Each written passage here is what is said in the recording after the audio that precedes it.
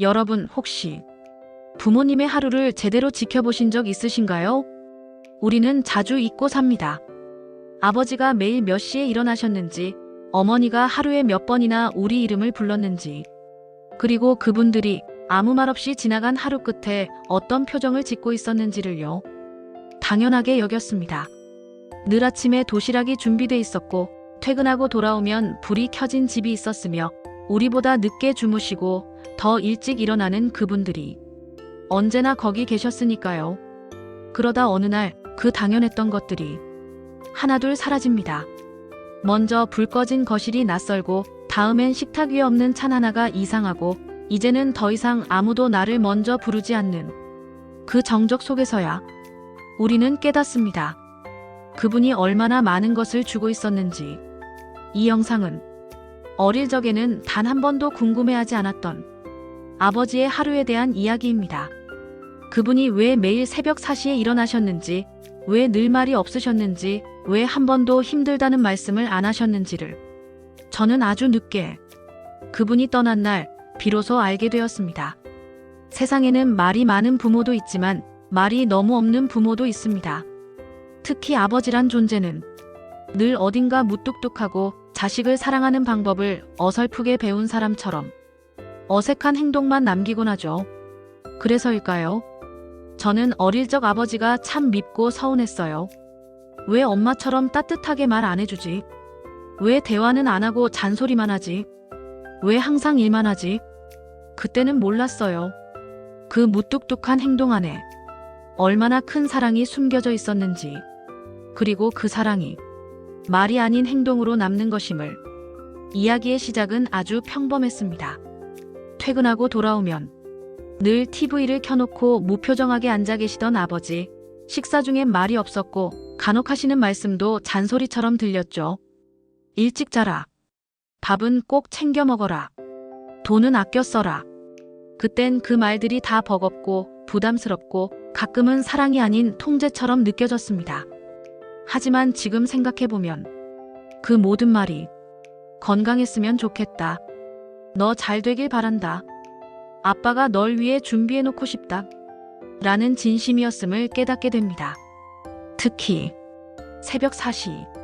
그 시간은 제게 평생 잊지 못할 상징이 되었습니다. 어느 날 저는 우연히 아버지의 핸드폰 알람 시간을 보게 됐습니다.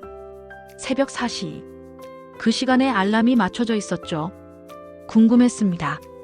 도대체 왜 이렇게 일찍 일어나시지? 회사 출근은 7시가 넘는데. 그때는 몰랐습니다. 그분이 출근 전까지 집안 마당을 쓸고 김이 서린 유리창을 닫고 저희 도시락을 미리 준비해두고 가끔은 말없이 제 책상 앞에 작은 간식 하나를 올려두는 일을 그 시간에 하셨다는 것을요. 그건 어떤 명예도 칭찬도 보상도 없는 일들이었습니다. 그저 가족이 편했으면 좋겠다는 마음 단 하나로 움직인 시간들이었죠.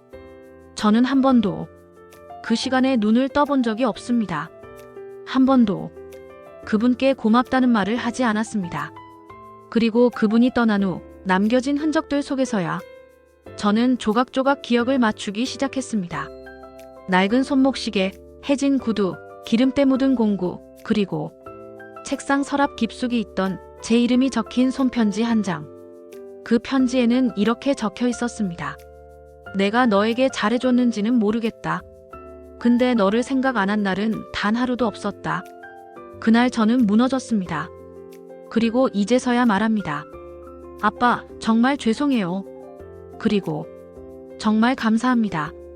여러분, 혹시 지금도 부모님이 당연히 곁에 계시다고 생각하고 계신가요? 그 당연함은 어느 날 아주 갑작스럽게 그리움으로 바뀌게 됩니다. 그때는 아무리 후회해도, 아무리 용서를 빌어도 그분의 따뜻한 손을 다시 잡을 수 없습니다. 지금 이 순간 부모님께 전화 한 통 드리세요. 밥은 드셨어요? 잘 지내세요? 그 한마디로 그분들의 하루는 따뜻해질 수 있습니다. 그리고 당신의 마음도 한결 가벼워질 수 있습니다. 감동은 약이 되고 이야기는 삶을 바꿉니다. 감동 스토리는 당신의 마음을 살리는 채널입니다. 구독해두시면 실시간으로 올라오는 감동을 가장 먼저 전해드립니다. 그날 아버지는 평소처럼 말없이 현관문을 열고 나가셨습니다. 아직 해도 뜨지 않은 새벽이었고 집안엔 고요함만 감돌았죠. 나는 따뜻한 이불 속에서 뒤척이며 그 시간에 일어나는 사람이 있다는 걸 당연하다고 여겼습니다. 그분이 없어진 아침은 이상하게 조용했습니다. 식탁 위에는 김이 살짝 올라오는 미역국 한 그릇과 반듯하게 쌓인 김치, 그리고 종이에 쌓여진 도시락통이 놓여 있었습니다. 그건 아버지가 항상 준비해놓고 나가던 우리만의 아침 식사였죠. 아버지는 왜 이렇게까지 하셨을까? 그 질문이 제 머릿속을 맴돌기 시작한 건 그분이 병원에 입원한 뒤부터였습니다. 어느 날 회사에서 갑작스런 전화를 받았습니다. 아버지께서 쓰러지셨어요. 믿을 수 없었습니다. 어제 아침만 해도 멀쩡히 나가셨던 분이었고 그날 밤 아무 일도 없었던 것처럼 말없이 TV를 보며 앉아 계셨던 분이니까요. 병원에 도착하자 어머니는 눈이 퉁퉁 부은 얼굴로 저를 맞이하셨습니다. 내 아버지 심장이 많이 약해졌대. 그동안 숨기고 계셨던 것 같아. 그때 처음 알았습니다. 아버지는 이미 3년 전부터 협심증과 고혈압을 앓고 계셨고 진작부터 의사 선생님은 과로를 줄이고 쉬셔야 합니다. 라고 권유했었다는 사실을요. 하지만 아버지는 단 하루도 출근을 빠진 적이 없었습니다. 자식 키우는 부모가 어떻게 아프다고 쉬냐? 돈 벌어야지. 항상 그렇게 말씀하셨죠. 그제서야 기억났습니다. 아버지가 몇 달 전부터 계단을 올라갈 때 숨을 헐떡이며 잠시 멈추곤 했다는 걸, 저녁 식사 후엔 자주 옆구리를 눌러가며 쉬었다는 걸, 그 모든 장면이 당신이 숨기고 있던 고통이었다는 걸 나는 너무 늦게야 알아차렸습니다. 병실에서 아버지는 의외로 멀쩡한 얼굴로 누워 계셨습니다. 왔다냐? 그 짧은 말 한마디가 왠지 낯설게 느껴졌습니다. 그날 밤 아버지 곁에서 잠시 눈을 붙였는데 깊은 새벽 작은 기침 소리에 눈을 떴습니다. 그분은 혼잣말처럼 이런 말을 중얼거리고 계셨습니다. 애는 밥은 잘 챙겨 먹는지 몰라. 회사 일은 힘들진 않나. 그 순간 눈물이 왈칵 쏟아졌습니다. 병든 몸으로 걱정하는 건 여전히 자기 자신이 아니라 자식이었습니다. 나는 왜 이제야 그분의 진심을 듣게 되었을까요? 며칠 뒤 아버지는 조용히 세상을 떠나셨습니다. 마지막 순간까지 한마디 원망도 없이 그저 미안하다는 말만 남기셨습니다. 너한테 잘해준 게 별로 없네. 그래도 고맙다. 고개를 들 수가 없었습니다.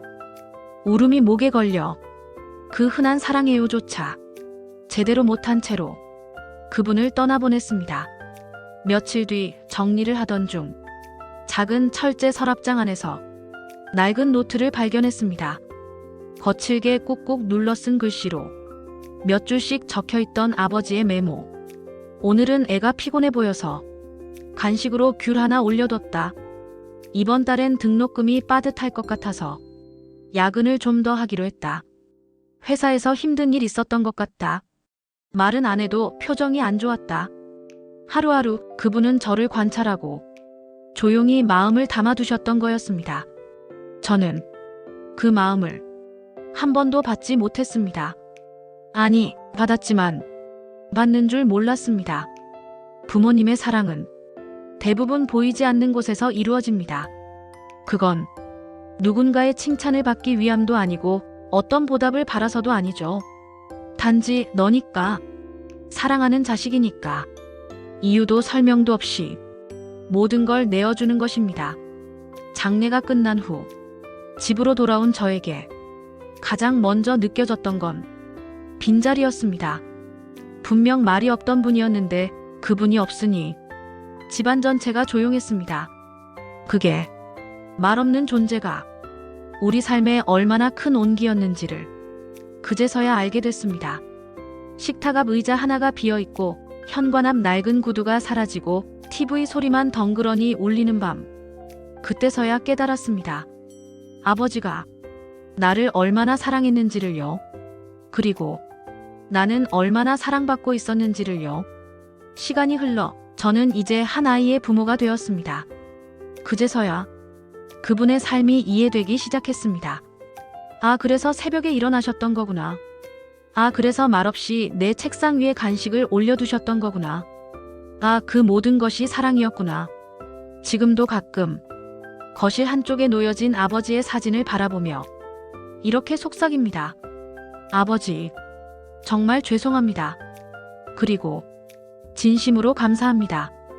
아버지가 떠난 지 한 달쯤 되었을 무렵 문득 저는 아버지가 늘 가지고 다니시던 작은 가죽 가방이 떠올랐습니다. 항상 어깨에 메고 출근하시던 바랜 갈색의 낡은 가방. 한 번도 그 안을 들여다본 적이 없던 저는 문득 그 가방 속에 아버지의 인생이 담겨 있을 것 같은 기분이 들었습니다. 작은 창고 한 구석, 먼지 쌓인 그 가방을 꺼내 조심스럽게 열었습니다. 그리고 그 안에서 저는 울음을 터뜨리고 말았습니다. 가방 안에는 수년간 모은 전기료, 수도세, 핸드폰 요금, 그리고 제 학원비 영수증, 등록금 납부 영수증들이 고스란히 정리되어 있었습니다. 심지어 제가 유치원 다닐 때 받았던 첫 발표회 상장, 초등학교 3학년 때 그린 가족 그림, 중학교 때 썼던 장래희망 발표문까지 모두 파일에 넣어 간직하고 계셨습니다. 그리고 맨 아래 손으로 꾹꾹 눌러 쓴 노란 종이 한 장이 있었습니다. 지금은 내가 부족해도 우리 애는 반드시 좋은 어른이 될 것이다. 아빠는 믿는다. 그 글을 읽는 순간 저는 바닥에 주저앉아 소리 없이 오랫동안 울었습니다. 세상에, 그렇게 표현 서툴렀던 아버지가, 그렇게 말 한마디 없던 아버지가 속으로는 날 그렇게 자랑스러워하고 계셨다는 걸 왜 그때는 몰랐을까요? 우리는 부모님의 속마음을 대부분 이별 후에야 알게 됩니다. 살아계실 땐 무심했던 그 표현 하나하나가 떠나고 나면 무겁게 마음을 누릅니다. 문득 생각났습니다. 몇 년 전 제가 취업에 실패하고 좌절하던 어느 날 아버지가 무뚝뚝하게 던졌던 한마디. 세상 일은 다 때가 있는 거다. 지금은 내가 잘하는 시간이다. 그때 저는 그 말을 듣고 아빠는 항상 나한테 관심 없어라며 문을 쾅 닫고 나가버렸습니다. 하지만 이제 보니 그 말은 지금 내 현실을 비난한 것이 아니라 버팀목이 되려 했던 말이었습니다. 때가 있다. 지금은 성장의 시간이다. 그 말 속엔 얼마나 많은 위로와 희망이 들어 있었는지 이제서야 깨달았습니다. 장례식이 끝난 후 어머니와 단둘이 식사를 하던 날이었습니다. 갑자기 어머니가 아버지의 이야기를 꺼내셨습니다. 내 아버지 말이다. 평생 너한테만 집중했어. 어떨 땐 내가 질투날 정도로 너 어린 시절 자는 모습 몰래 보면서 웃곤 했어. 잠들어 있는 내 손을 자꾸 만지더라고. 한 번은 내가 물었지. 왜 자꾸 손 만지냐고. 그랬더니 나중엔 못 만질 수도 있잖아. 그러시더라. 그 순간 저는 숨이 턱 막혔습니다. 그 말이 무슨 의미인지 이제서야 뼛속 깊이 와닿았기 때문입니다. 우리는 늘 언젠가는 말할 수 있을 거야.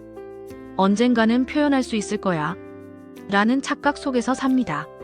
하지만 그 언젠가는 너무도 쉽게 영원히로 바뀌어 버립니다. 그리고 그때 남는 건 후회뿐입니다. 아버지를 떠나보낸 지 1년이 지난 어느 날 저는 그분의 49제 기일에 작은 편지를 쓰기로 했습니다. 그리고 그 편지를 그분의 무덤 앞에서 조용히 읽었습니다. 아버지, 이제서야 깨달았어요. 아버지가 나를 얼마나 사랑했는지를요. 내가 먹던 밥 한 숟가락, 내가 타고 다닌 자전거, 내가 잠들던 따뜻한 방 안, 그 모든 것들이 아버지의 인생과 맞바꾼 선물이라는 걸요. 저는 늘 부족한 자식이었습니다. 감사하다는 말 한 번도 못했고 사랑한다는 말 차마 입 밖에 내지 못했습니다. 하지만 이제는 말할 수 있어요.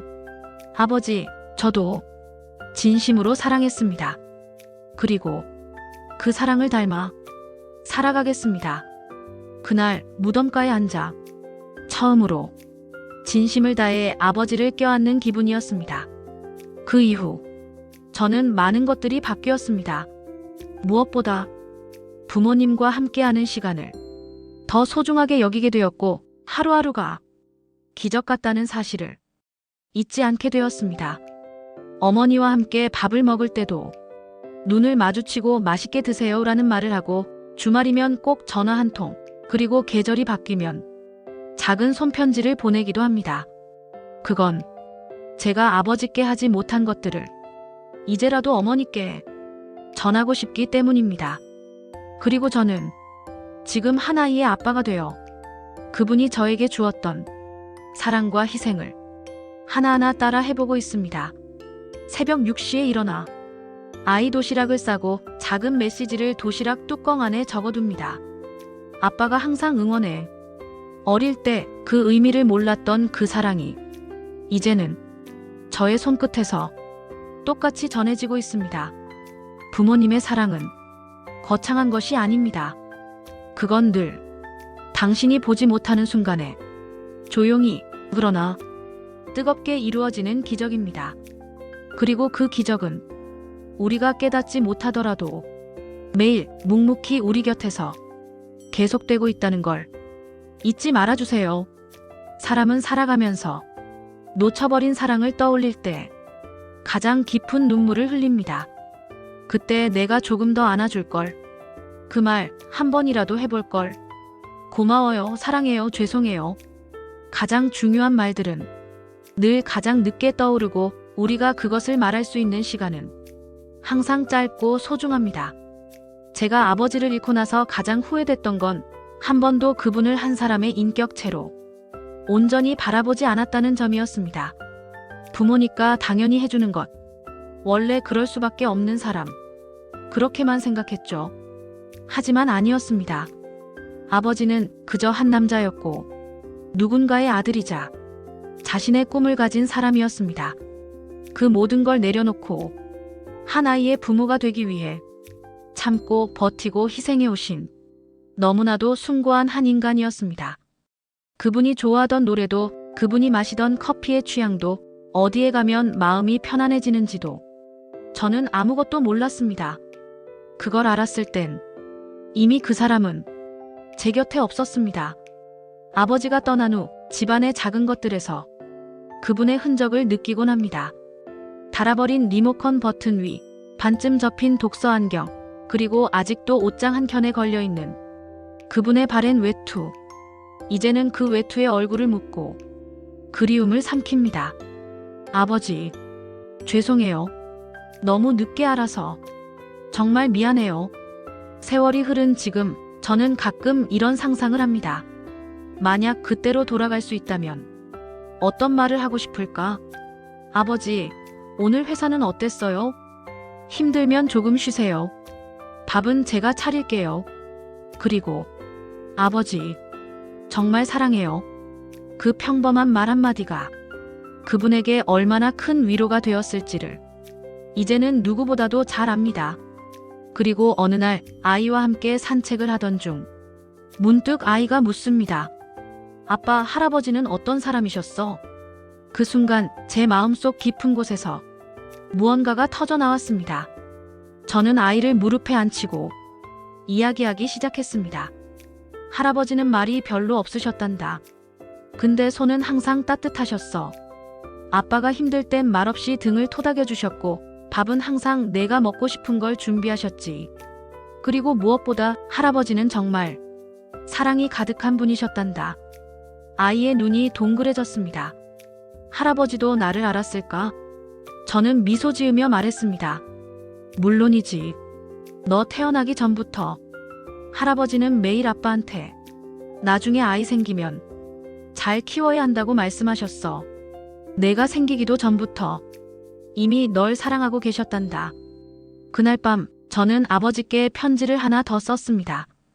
이번에는 아버지의 손주가 아버지를 기억할 수 있도록 하기 위한 편지였습니다. 아버지, 진우가 요즘 많이 자랐습니다. 웃는 모습이 아버지를 닮았어요. 그리고 손을 꼭 잡아주는 버릇도요. 혹시 지금 하늘에서 보고 계시다면 많이 웃고 계시겠죠? 이젠 저도 아버지처럼 사랑을 조용히 실천할 수 있는 사람이 되고 싶습니다.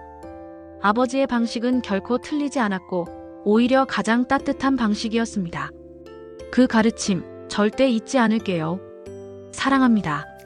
그리고 보고 싶습니다. 이 이야기를 듣고 계신 여러분, 지금 여러분 곁에는 그 조용한 사랑을 주는 사람이 있진 않으신가요? 말이 없고 표현이 서툴고 가끔은 무뚝뚝한 그 사람. 혹시 너무 익숙하다고 그 존재를 당연하게 여기고 계시지는 않나요? 지금이 바로 그 사랑에 답할 수 있는 시간입니다. 지금 전화해보세요. 고마워요. 사랑해요. 계셔서 참 다행이에요. 그 말 한마디가 그분에게는 세상의 모든 선물보다 더 큰 위로가 될 수도 있습니다. 이야기를 마무리하며 저는 오늘도 아버지가 쓰던 작은 수첩을 펼쳐봅니다. 마지막 페이지에는 이런 문장이 적혀 있었습니다. 가족을 위해 하루를 살아간다는 것, 그것만으로 나는 충분히 행복했다. 아버지, 이제는 그 마음을 이해할 수 있어요. 당신의 모든 하루가 얼마나 값졌는지를요. 이제는 그 사랑을 기억하며 제가 또 다른 하루를 살아갑니다. 아버지처럼, 당신처럼. 여러분, 긴 이야기 끝까지 함께 해주셔서 정말 감사합니다. 어쩌면 이 이야기는 누구에게는 지나간 추억일 수도 있고 누구에게는 지금의 현실일 수도 있습니다. 하지만 한 가지는 분명합니다. 우리가 지금 이 순간 소중한 사람을 떠올렸다는 그 마음, 그 자체가 가장 아름답고 따뜻한 기적이라는 사실입니다. 혹시 이 이야기를 들으시면서 떠오른 얼굴이 있지 않으셨나요? 그동안 미처 고맙다고 말하지 못한 부모님, 사랑한다고 표현하지 못한 가족, 혹은 너무 익숙해져 그 소중함을 잠시 잊고 있었던 누군가. 그렇다면 지금 이 순간 그분께 마음을 전해보는 건 어떨까요? 짧은 메시지 한 줄이면 충분합니다. 고마워요. 사랑해요. 잘 지내고 있죠? 그 말이 당신의 사랑을 살아있게 만들고 그 사람의 하루를 환하게 비춰줄 수 있습니다. 감동은 멀리 있지 않습니다. 늘 곁에 있고 우리가 선택할 수 있는 마음에서 시작됩니다. 그리고 이 채널 감동 스토리는 그 감동을 잊지 않도록 함께 기록해가는 공간입니다. 저희는 앞으로도 삶의 깊은 이야기, 사람 사이의 따뜻한 진심, 그 모든 감정들을 한 편의 이야기로 담아 여러분의 마음을 두드릴 준비가 되어 있습니다. 여러분의 구독은 그냥 버튼 하나가 아닙니다. 그건 누군가의 삶을 함께 응원하겠다는 아름다운 약속입니다. 지금 이 감동이 우리만 알고 있기엔 너무 아깝다면 주변에도 꼭 공유해주세요. 사연은 끝났지만 여운은 남아야 하니까요. 그리고 아직 끝이 아닙니다. 다음 영상에는 또 다른 누군가의 감동이 기다리고 있습니다. 그 이야기를 가장 먼저 만나고 싶다면 꼭 구독 버튼과 알림 설정을 눌러주세요. 당신의 하루 끝에 조용히 찾아가 마음을 안아주는 이야기. 그게 저희의 진짜 목적입니다. 여러분, 구독해두시면 세상에서 가장 따뜻한 감동을 가장 먼저 받아보실 수 있습니다. 좋아요는 이 이야기가 누군가의 마음에도 닿길 바라는 당신의 작은 응원이 됩니다. 그리고 댓글은 당신의 이야기를 세상과 나누는 첫 번째 용기입니다. 오늘의 이야기를 들으시면서 떠오른 사람이 있다면 그 마음을 댓글로 남겨주세요. 그 진심이 누군가에게는 큰 위로가 될 수도 있으니까요. 항상 함께 해주셔서 고맙습니다. 우리 다음 이야기에서 다시 만나요. 그때도 따뜻한 감동으로 인사드릴게요. 감동은 약이 되고 이야기는 삶을 바꿉니다. 이곳은 당신의 마음을 살리는 채널 감동 스토리입니다. 지금 구독하고 당신의 가슴속 이야기와 함께 걸어가 주세요. 감사합니다. 그리고 당신의 오늘이 조금 더 따뜻해지기를 바랍니다.